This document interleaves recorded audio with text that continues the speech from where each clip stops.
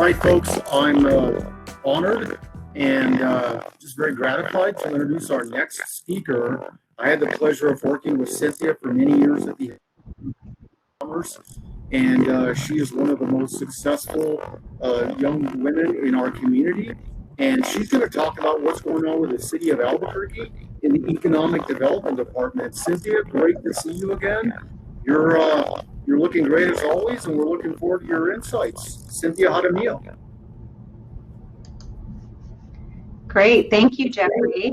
I'll just do a quick mic check. Can everyone hear me? I think so. I think I can hear myself. Yeah. Great.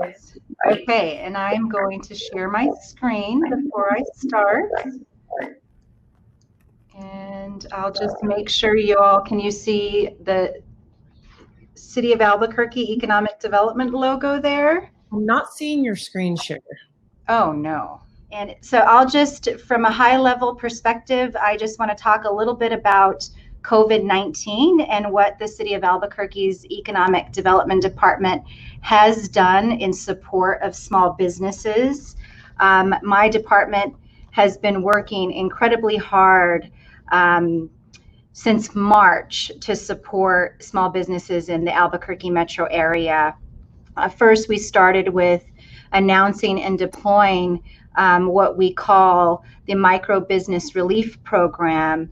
We were able to grant 150 businesses a $5,000 grant during the most critical time, and that was pre-CARES Act funding that the city received. And we were actually the second city, only next to the city of Seattle, to deploy such a program. And to date, we have awarded, again, 150 businesses. In addition to that, we've expanded on outdoor dining options. The restaurant industry and hospitality industry has taken a huge hit due to COVID-19. And so we created what we're calling the sidewalk, street, and parking lot parklets. We've waived associated fees, streamlining the process for quick turnaround permitting for restaurants. We created a new outdoor dining program, and we've been working in coordination with other departments like our planning department and our Metropolitan Redevelopment Agency to provide financial support ranging anywhere from $2,500 to $10,000 to support local restaurants in the expansion of if they need sidewalk dining, or maybe they need to purchase a tent and in order to provide that outdoor dining options for their customers. Now, to date, the latest update that I received is we have been able to grant and support 51 restaurants in the Albuquerque metro area. In addition, the planning department has waived other fees, like the $35 business registration fee. We also created a $500,000 creative economy grant that went to support those solopreneurs that are creatives and artists. And we also continue our small business office has and will continue to support small businesses in helping them to navigate city bureaucracy and the layers of government that exists when a small business is trying to do business in the city of Albuquerque. However, my department hasn't stopped at COVID. And so enough about COVID. We and will continue to work in promoting our city as a destination for opportunity. And so my department is working hard at positioning Albuquerque to be at the forefront of the new economy that is to come. Recently, we launched and announced a new opportunity zone tool. And as you all know, I'm sure your participants know that the Opportunity Zone is a development effort that has been led by the federal government. And Albuquerque has 14 designated opportunity zones throughout the entire metro area. Now, we are confident that we can bridge the connections necessary to realize a range of projects from the creative economy to placemaking, and we are ready to take action toward the ultimate goal of injecting vibrancy in our communities and ultimately improving the quality of life for all Albuquerque residents. And you'll see there, you can see we have a beautiful prospectus that is laid out on our website, and your participants can visit our page on the City of Albuquerque's website at cabq.gov/economic development. Now, I'll just give you just a sneak peek of the tool. Recently, we created this opportunity zone map, but it also is coupled with an economic development incentive mapping tool. So when you can visit www.abqopportunity.com for an interactive online map, a digital tool that overlays all economic development incentives, whether it be city incentives, state incentives, or federal incentives. Okay, let's talk a little bit about downtown, New Mexico's urban center. Now, downtown revitalization efforts were moving forward pre-COVID, and we are doing all that we can to keep building on that momentum.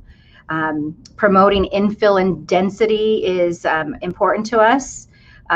Demand for residential units is high right now, and more folks living and working downtown. As we see more folks living and working downtown, another strategy, of course, is public safety. And so we want to make sure that we keep our eyes on the street and we remain diligent when it comes to public safety.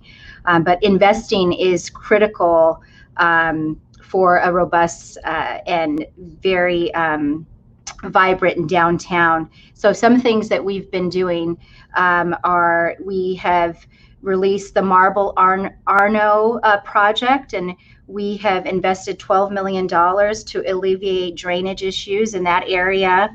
And there's several other vacant lots. We've recently released an RFP to partner with a marketing firm to promote the city's Route 66 with an emphasis on downtown, and with the goal making Central Avenue a destination for business and entertainment post-COVID, of course. Also, a quick update for your participants. The Metropolitan Redevelopment Agency is now under the Economic Development Department, and we made that decision to better align and refocus metropolitan redevelopment into doing more than just planning. And we know that the real estate market is challenging, especially in and around downtown. And so we have worked hard to strengthen our financial toolbox for working with development and developers in the community. Also want you all to know that we've recently hired a downtown metropolitan redevelopment coordinator. His name is Jonathan Teeters, and his focus is downtown. That's his sole focus. Talk a little bit about the rail trail and connecting downtown Albuquerque.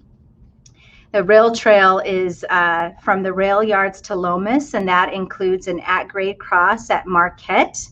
Eventually, we hope for it to link up to the National Hispanic Cultural Center and downtown. So that's just a quick snapshot of what's been going on at the rail yards. And if you would, for a moment, think the New York City High Line with me. And now back to the rail yards, where we're very much thinking about creating exciting destinations for the community to gather, celebrate, and experience. Now we know that this COVID-19, this too shall pass. And so with this project here, the rail yards, we're looking at site improvements and again, looking at creating exciting destinations for the community to gather and celebrate our rich history. Now I'd like to talk a little bit, let me go back here. A little bit about our key industries that the Mayor Tim Keller administration is focused and centered on. Some of our key industries where we've been talking about and looking at focusing on building on our strengths and our recruitment efforts. And some of Albuquerque's strengths include space technologies. Now, recently we've heard that the global space economy is projected to be worth $3 trillion by 2045. Monumental industry expansion is due to advances in space tourism and increased military spending, areas in which Albuquerque is well positioned to lead the country. Now, I don't have to share this with your participants because most of them know this, that Albuquerque offers key assets that make our city a low-cost, high-value magnet for aerospace companies. And so that is the first industry that this administration is focused on. Another industry is directed energy. Albuquerque, for those of you that don't know, Albuquerque is the hub for directed energy in the United States, with more assets that are considered essential to the industry than any other city. I mean, due to our climate, our weather, altitude, low density, and not to mention we experience no natural disasters, and so that makes Albuquerque ideal for directed energy testing. And of course, another very robust industry in Albuquerque is film. And Albuquerque is the premier film and TV production hub, not only because we have Netflix and NBC Universal, not only because we have a highly competitive tax incentive, not only because we have civic leaders who are champions of film, but because Albuquerque has assets that you just cannot replicate or buy anywhere else. I mentioned this earlier. It also complements the film industry, weather, affordability. We're 2 hours from Los Angeles and a 23-minute average commute. So special for the film industry. Another industry that we're focused on is in the digital media space. So for video game and animation companies looking for the right home, Albuquerque's digital media assets are primed and ready for release. Another area we're focused on, and Mayor Tim Keller has talked about this often, is smart community technologies. Now, today's urban dwellers demand an environment of connectivity, from smart parking and smart crosswalks to artificial intelligence. And Albuquerque is meeting this demand with smart city technologies that really provide modern, sustainable solutions to civic problems in order to make the city safer, more efficient, and more user-friendly, while fostering economic development. And again, improving quality of life for our residents and our visitors. Another area is reshoring. Now that's been, it's not a new term, but we've heard it a lot in many op-eds and editorials. Now, when it comes to reshoring, increasing costs and supply chain disruptions and higher risk associated with dependence on offshore manufacturing has been driving a movement for reshoring, not only in Albuquerque, but all over the country. And we believe that Albuquerque's location and all of our unique assets that I just talked about make the city of choice for manufacturing industry and really make Albuquerque a renaissance. And another area I'll talk lastly about, we're really focusing on the remote worker. And the era of remote worker is here, partly due to COVID-19. And so we believe and we know that Albuquerque is a contemporary city where, again, the sun shines 310 days a year. We have beautiful mountains, zero traffic jams. And so promoting Albuquerque as a destination for the remote worker is high on our list. Now, Albuquerque, we have a unique thesis. We're really not only a mid-size, affordable city, but we fared well through COVID-19, and we believe that we are a healthy city. Now, Albuquerque has been ranked for the best access to parks and outdoors. Albuquerque is New Mexico's urban center, being the only urban city for at least 500 miles. And so we believe that we have a set apart advantage when it comes to affordability and being healthy. Now, last, I'll just ask you to join the Mayor's Energy Challenge. Jot down cabq.gov/energy challenge and join us. This is actually, I promised that I would plug the Energy Challenge on behalf of our environmental department. And so we want to encourage all businesses to join the Mayor's Energy Challenge if you all are able. And with that, I'll turn it over to Jennifer for questions and answers. All right, I'm looking here. Actually, just lots of compliments on this being such a great overview. Jaramillo was saying thanks for the zone map info. Oh, Diana asked about water challenges. Oh, is there a specific question? Diana, if you want to follow back up on that, she just put water challenges ? Yeah, and I'm also, Diana, I'm happy to have an offline dialogue with you. We can exchange emails.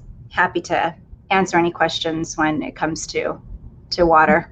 And somebody did resend the link. Let's see here. Yvonne had asked for the link for the Opportunity Zone Perspective. Okay. I just shared the link for the map, and I will share the link for the Opportunity Zone Prospectus. Great. I will put those out front for everybody. Dave has a question. He says, you mentioned that aerospace companies are a priority for economic development. Does that include aerospace service companies or just aerospace manufacturers? Oh, service companies as well. Absolutely. All-encompassing aerospace.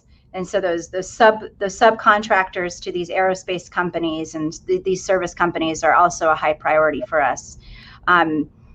Recently, and I don't know if am I over time?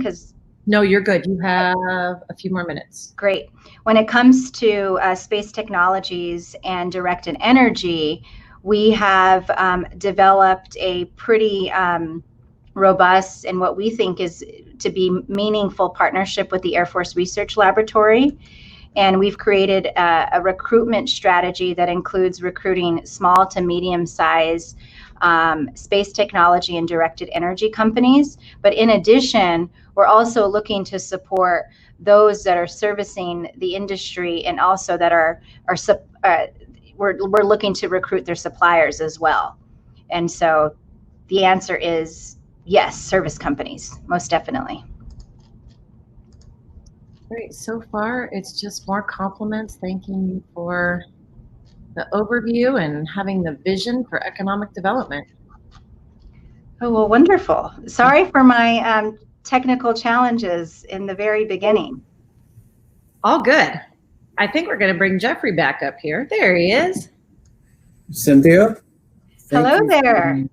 Good to see you. And thank you for reminding us that Albuquerque is excellently positioned to grow, ameliorate, and welcome numerous industry opportunities. And you're the Captain Kirk of economic development for the city of Albuquerque. So we look forward to all your initiatives and programs. Well, we have some pretty incredible partners over at AED, the New Mexico Partnership, the state's economic development department. We're all in this together. But thank you for that. And thank you and DJ for allowing me the opportunity to to speak from a high level. There's so much more that I could talk about. There are so many initiatives that we've rolled out and will continue to roll out, but of course, there's never enough time. Let's have DJ, you and me on the show on the Gauntlet of Truth, and you can give all of our listeners about an hour to really kind of expand and amplify on some of these initiatives. I think it would be a very rewarding opportunity to showcase what's going on with Albuquerque, Synthia. I would love that. Thank you for that. I'll reach out to you. All right, Synthia, be safe. Thank you for everything you do, and I promise I will reach out to you.